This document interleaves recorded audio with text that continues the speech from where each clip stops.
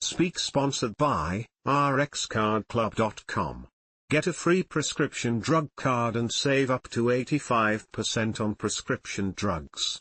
rxcardclub.com. Manon 35 out Barneveld Leeft Tal 17 Jaar met Anorexia in Eetstoornis is in Soort Sluipmoordenaar. Summary 1.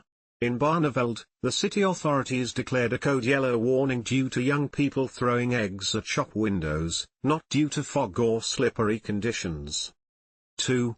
A former tax office building in the region is being repurposed as Driesprang, a new residential initiative providing 24-hour care in a warm living environment for people who want to continue living independently. 3.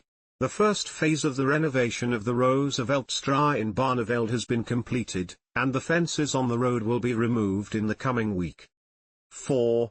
The Advisory Council for the Social Domain in Barneveld is looking for a new chairperson.